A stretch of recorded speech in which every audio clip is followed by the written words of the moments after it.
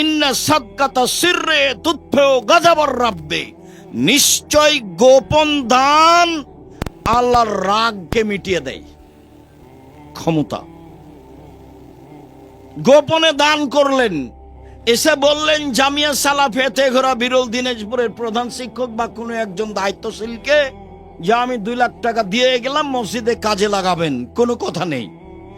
এ দিয়ে আল্লাহর উপরে, আল্লাহ আপনার উপরে যে বিষয়ে অসন্তুষ্ট ছিলেন সব মিটে যাবে, এর ক্ষমতা। আমি এ কথা বলিনি, এ কথা মুহাম্মদ সাল্লাল্লাহু আলাইহি সাল্লাম বলেন। উকবা ইবনে আমির রাদিয়াল্লাহু তাআলা আনহু বলেন, রাসূল সাল্লাল্লাহু আলাইহি সাল্লাম বলেছেন, ইন্না সাদকাতা তুতফিউ আন আহলিহা হারাল কুবুরে, নিশ্চয় দান যার নামে করা হয় ওর কবরের শাস্তি বন্ধ হয়ে যায়। হবেই। ক্ষমতা। 10 বার উমরা করেন, প্রতি মাসে 2 বার করে করেন, আপনি আপনার মৃত মায়ের 1 পয়সা উপকার করতে পারবেন না। হজ করেন প্রতি বছর, আপনার বাপের কোনো উপকার করতে পারবেন না। এই যে মানুষ নিয়মিত হজ উমরায় যাচ্ছে, এটা কিছুটা ফ্যাশন হয়ে গেছে। এই টাকা তার লোক দেখানো হতে পারে, তার জন্য কল্যাণও হতে পারে। এইটা যদি দান করে, তাহলে যার নামে করবে তার উপরে ক্ষমতা প্রয়োগ করবে ব্যতিক্রম ভাবে, কবরের শাস্তি বন্ধ। এ কথা আমি বলিনি, এ কথা মুহাম্মদ সাল্লাল্লাহু আলাইহি সাল্লাম বলেন। তিনি বলেন, ইন্নামাল মুমিন ইয়াস্তাজিল্লু ইয়াওমাল কিয়ামা ফাজিল্লে সাদাকাতিহি, যারা দান করে তাদের বিচারের মাঠে তারা নিজেরা তাদের দানের ছায়াতলে থাকবে, হাত্তা ইউগজা বাইনান নাস, যতদিন পর্যন্ত মানুষের বিচার না হচ্ছে। যতদিন পর্যন্ত আপনার বিচার হবে না, ততদিন পর্যন্ত আপনি আপনার দানের ছায়াতলে থাকবেন। এই কথা মুহাম্মদ সাল্লাল্লাহু আলাইহি সাল্লাম বলেন, দানের ক্ষমতা।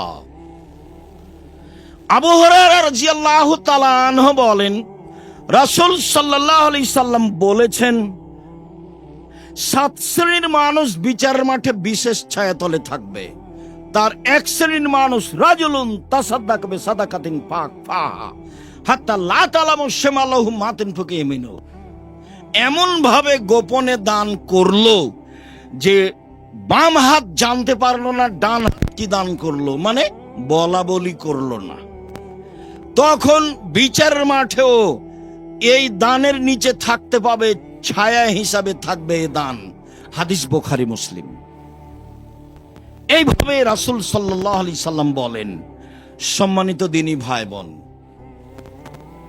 ইবাদতের জগতে শক্তিশালী ব্যতিক্রম ইবাদত হলো দান।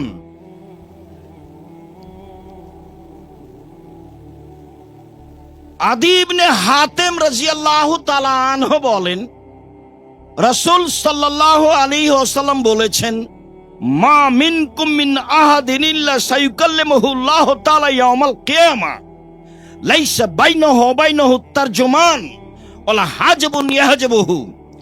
বিচারের মাঠে যখন আপনার সাথে আল্লাহ মুখামুখি কথা বলবেন, তখন আপনার মাঝে আর আল্লাহর মাঝে কোনো দোভাষী থাকবে না।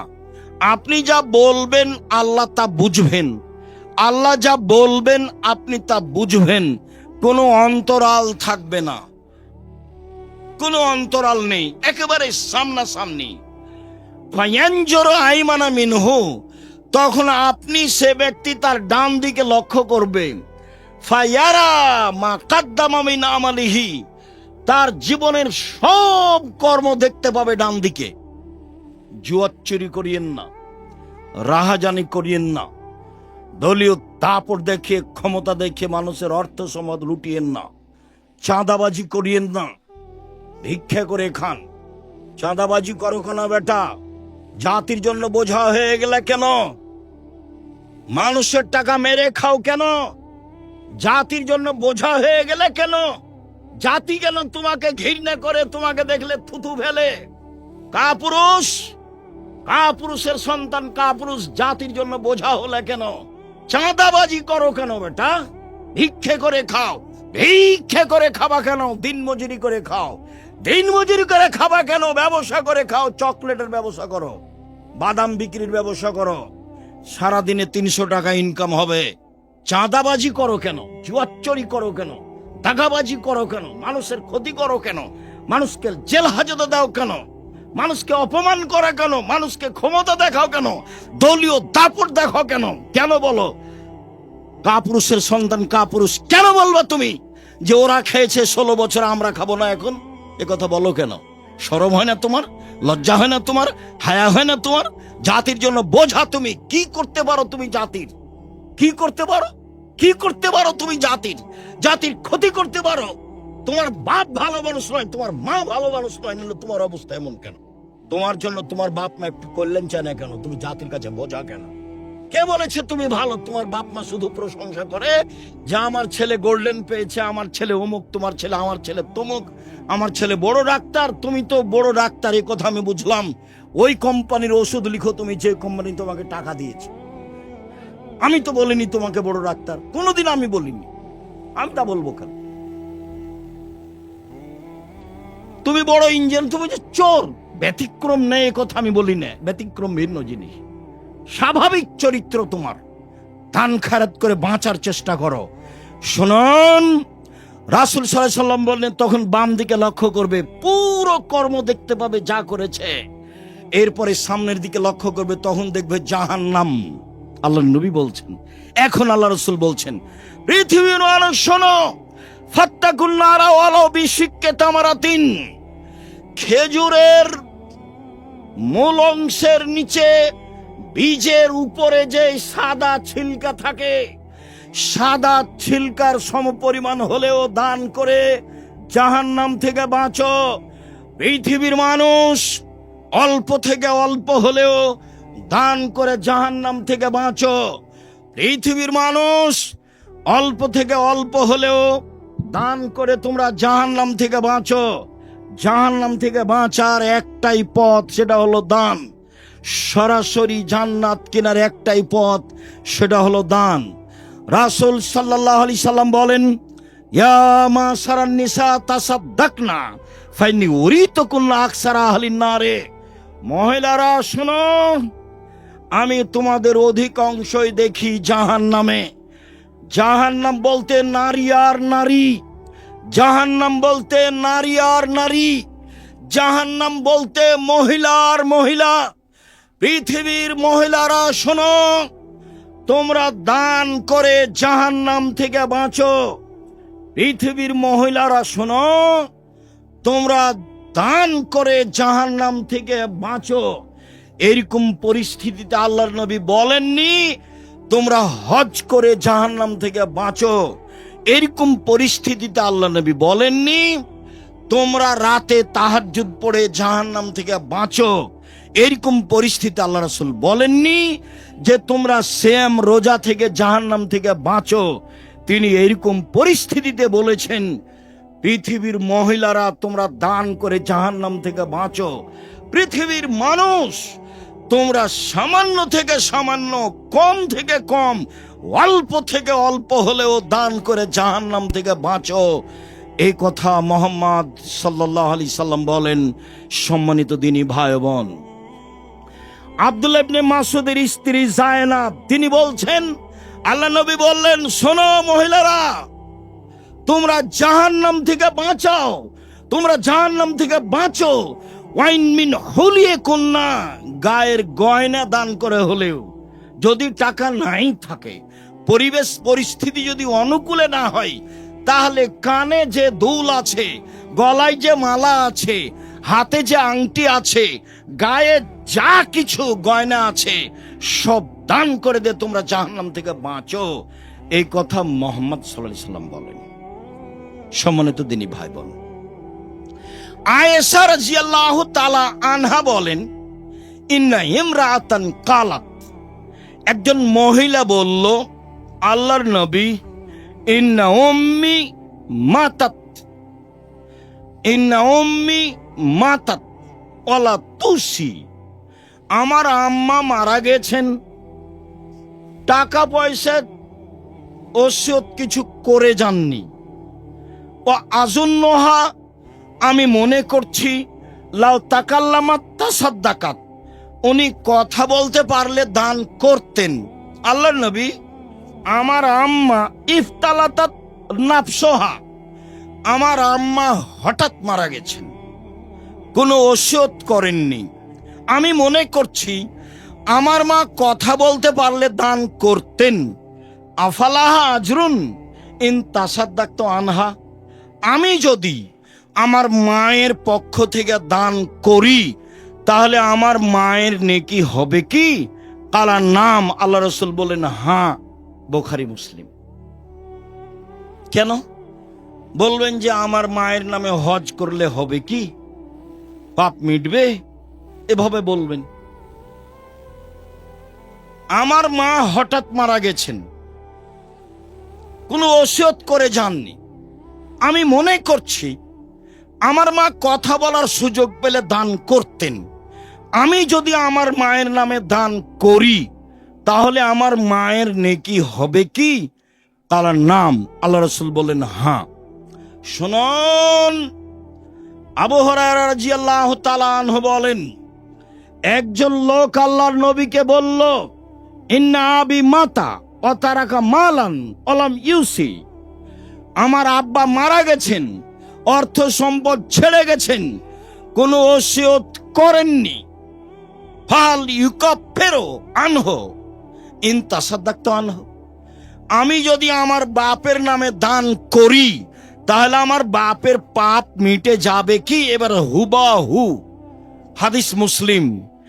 আমার পিতার নামে যদি দান করি আমার পিতার পাপ মিটে যাবে কি? কালা নাম, আল্লাহ রাসূল বলেন হ্যাঁ।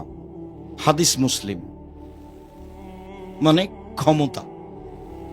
বাপ মায়েমে দান করেন একটু খালে সন্তরে, শাস্তি কবরের বন্ধ হবেই, হতে হবে, হবেই। বাপ মা জমি জায়গা ছেড়ে গেছেন, অর্থ সম্পদ ছেড়ে গেছেন, আরে কিছু না করে গেলে একটু বিদেশ থেকে তোমাদেরকে তো মানুষ করে রেখে গেছে। তো বাপ মা কিছুই করে না যাক, আদর যত্ন করে লালন পালন করে গেছেন, এইটুকু তো আছে। সেটুকুর আপনি প্রতিদান কি দিবেন? সেটুকু প্রতিদানে রাসূল সাল্লাল্লাহু আলাইহি সাল্লাম যা বললেন তা মূল্যায়ন করেন। রাসূল সাল্লাল্লাহু আলাইহি সাল্লাম বললেন না সাদকাতু বুরহান, দান হলো দলিল। পৃথিবীর মানুষ শুনে রেখো, দান হলো দলিল। বিচারের মাঠে আপনি বলবেন আমি জান্নাত পাবো, আল্লাহ যদি বলেন কেন, তাহলে আপনি বলবেন আমি যে জান্নাত পাবো তার প্রমাণ আছে আমার কাছে, আমার কাছে দলিল আদিল্লা আছে। এই জমি আমার, প্রমাণ এই যে দলিল। এই বাড়ি আমার, প্রমাণ এই যে দলিল। বিচারের মাঠে আমি বলবো জান্নাত আমি পাবো, প্রমাণ এই যে দলিল।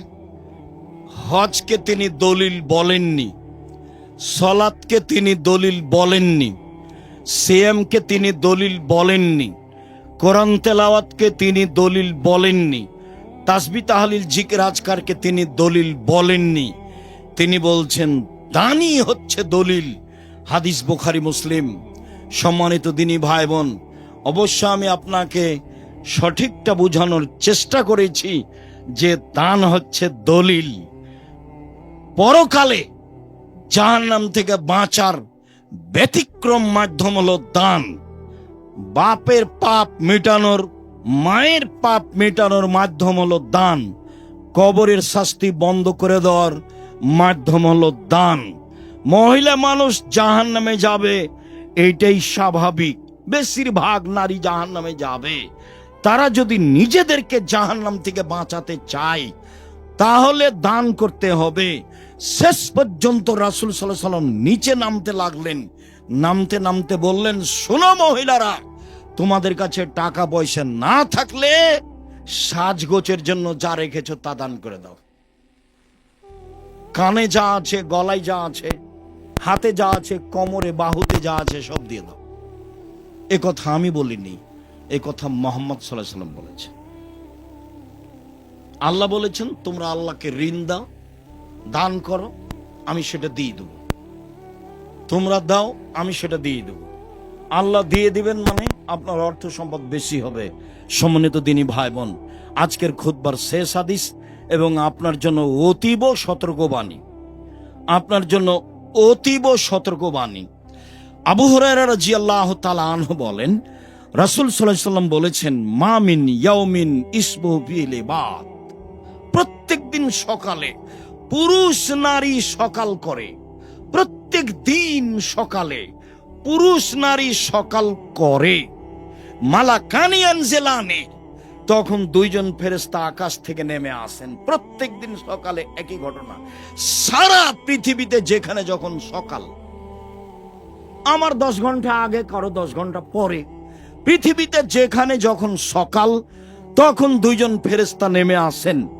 একজন বলেন, আল্লাহুম্মা আতে লিকুল্লি মুনফিকিন খালাফা, আল্লাহ যে যতটুকু দিল তুমি তার ততটুকু পূর্ণ করে দাও। দানে টাকা বাড়ে যে, ফেরেশতা বলছেন, হাদিস বুখারী মুসলিম। অপরটা শোনেন, আল্লাহুম্মা আতে লিকুল্লি মুমসিকিন তালাফা, আল্লাহ যে যতটুকু দিল না তুমি তার ততটুকু ধ্বংস করে দাও। নেন এবার, হাদিস তো বুখারী মুসলিম। ধরেন সালাতের পরে ছেলেরা আপনাদের সামনে আসবে, তখন যদি এখন আপনি একটু ভালো অবস্থায় আছেন, কিছু দান করব, তখন মনটা খাটো হয়ে গেল। শয়তান এখন একটু সরে আছে, যখনই সালাত শুরু হবে তখন শয়তান চলে আসবে, এসে এখন বলবে সালাত শেষে, না না না না এই করতে হবে সেই করতে হবে, টাকাটা আপনি দিলেন না। শয়তান তখন আপনাকে পাগল করছে। ওটা আল্লাহ বলছে যে শয়তান আপনাকে দান করতে দেবে না। ও খালি বলে যে কমে যাবে, টাকা কমে যাবে, ও এটাই ওয়াদা দেয়, খালি আপনার সাথে ওয়াদা করে, না না না না দেওয়া হবে না, কমে যাবে কমে যাবে কমে যাবে। আল্লাহ বলছেন এভাবে যে শয়তান ওয়াদা করে। এখন আপনি দিলেন না, হাদিস বুখারী মুসলিম, টাকা ওই পরিমাণ ধ্বংস হবেই। তা আমাকে জানিয়ে ধ্বংস হবে না, আল্লাহ তার নিজের মতো ধ্বংস করবেন? তার নিজের মতো ধ্বংস কিভাবে হতে পারে? বাড়ি যাচ্ছিলেন, হাত পা ভেঙে গেল, মেডিকেলে গেলেন, টাকা খরচ হয়ে গেল। কিভাবে হতে পারে? বাড়ি গিয়ে দেখছেন ভাগ্নিরা হাত ভেঙে গেছে, বোনে বলছে তাড়াতাড়ি টাকা দে 10,000, এই সমস্যা এই যে হলো। কিভাবে হবে? যেটা খেয়ালই ছিল না, এক বন্ধু এসে বলছে চল আগে খাওয়া দাওয়া করি, তখন তুমি ঠিকই খরচ করে দিলে। এই যে ক্ষতি হবেই, ধ্বংস হবেই। হাদিস বুখারী মুসলিম, হতে হবে, এটা সতর্কবাণী। যখন কেউ চাইবে তখন ও ঘোড়ায় চড়ে থাক আর হাতিতে চড়ে থাক, চাইলে দিয়ে দিবেন যা অনুকূলে হয়, তার নাম এইভাবে। আর যদি নিজে থেকে দেন তাহলে পরহেজগার মানুষকে দিতে হবে, বিবেচনা করে দিতে হবে। দিনাজপুরে অনেক প্রতিষ্ঠান আছে, জামিয়া সালাফিয়া আছে। এই দেশে সর্বপ্রথম সবচেয়ে বড় প্রতিষ্ঠান জামিয়া সালাফিয়া, আয়াতনে বড় প্রতিষ্ঠান জামিয়া সালাফিয়া, ছাত্র সংখ্যায় বড় প্রতিষ্ঠান জামিয়া সালাফিয়া, শিক্ষক সংখ্যায় বড় প্রতিষ্ঠান জামিয়া সালাফিয়া, শিরক মুক্ত প্রতিষ্ঠান জামিয়া সালাফিয়া, বিদাত মুক্ত প্রতিষ্ঠান জামিয়া সালাফিয়া, দল মুক্ত প্রতিষ্ঠান জামিয়া সালাফিয়া, সংগঠন মুক্ত প্রতিষ্ঠান জামিয়া সালাফিয়া, হিংসা মুক্ত প্রতিষ্ঠান জামিয়া সালাফিয়া, জাতির ছেলে মেয়েকে শিরক থেকে বাঁচানোর, ঠাকুরের ঘাম থেকে বাঁচানোর এদেশে ব্যতিক্রম প্রতিষ্ঠান জামিয়া সালাফিয়া। আপনি জীবন বাজি রেখে জামিয়া সালাফিয়াকে যে কোনো মূল্যে মূল্যায়ন করবেন, এটা আমার আন্তরিক দাবি। আমি আব্দুর রাজ্জাক বিন ইউসুফ উত্তরবঙ্গের পুরুষ নারীকে বলে যাই, নেয়ামতকে ভুল বুঝবেন না। জামিয়া সালাফিয়া আপনার আল্লাহর পক্ষ থেকে দেওয়া নেয়ামত, বসে থেকে ভালোবেসে দান করে পরামর্শ দিয়ে যে কোনো মূল্যে মূল্যায়ন করার চেষ্টা করবেন। দেশের ব্যতিক্রম অমূল্য সম্পদ জামিয়া সালাফিয়া। রাসূল সাল্লাল্লাহু আলাইহি ওয়াসাল্লাম বললেন, আল ইয়াদুল উলিয়া খায়রু মিন ইয়াদিস সুফলা, দেওয়া হাত ভালো নেওয়া হাতের চেয়ে, দেওয়া হাত ভালো নেওয়া হাতের চেয়ে। ছেলে মেয়েকে টাকা দিয়ে দান করা শিখাবেন, নিজে দান করতে শিখবেন, মানুষের কাছে হাত পাতবেন না কোনো সময়। সম্মানিত দিনী ভাই বোন, অসহায় ছেলে মেয়ের শিক্ষা প্রতিষ্ঠান জামিয়া সালাফিয়া, বিত্তশালীদের ছেলে মেয়ের শিক্ষা প্রতিষ্ঠান জামিয়া সালাফিয়া, সম্পদশালীদের ছেলে মেয়ের শিক্ষা প্রতিষ্ঠান জামিয়া সালাফিয়া। আমার মনে বড় সাধ, এই দেশের মাটিতে আমি উন্নত মানের প্রতিষ্ঠান গড়বই ইনশাআল্লাহ, যেখানে ছেলে মেয়ে বাংলা, ইংরেজি, আরবি উন্নত মানের শিক্ষা অর্জন করে জাতির অন্যায়ের বিরুদ্ধে লড়বে ইনশাআল্লাহ। যে কোনো মূল্যে, যে কোনো সময় আমি আপনার পাশে আছি, আপনার ছেলে মেয়েকে ভালো থেকে ভালো মানের শিক্ষা দেওয়ার জন্য। অতএব খুতবা শেষে আবারও বলছি, কম থেকে কম হলেও দানের হাত সব সময় রাখবেন, বেশি থেকে বেশি হলেও দানের হাত সব সময় রাখবেন। সালাম ফেরার পরে উঠে যাওয়ার চেষ্টা করবেন না। আপনার কারণে 5 জন ক্ষতিগ্রস্ত হোক, এটা আপনার চাওয়া আমি আব্দুর রাজ্জাক বিন ইউসুফ চাই না। যখন পরিবেশ ঠান্ডা হয়ে যাবে তখন আপনি উঠে যাবেন। হাইকোর্ট নয় আজ, জজ কোর্ট নয় আজ, সুপ্রিম কোর্ট নয় আজ, এমন কিছু দুর্ঘটনা নেই সালাম ফিরলে আপনাকে উঠে যেতে হবে। আপনি বোকামির পরিচয় দিয়ে জামিয়া সালাফের ক্ষতি করবেন না, পরিবেশ নষ্ট করবেন না।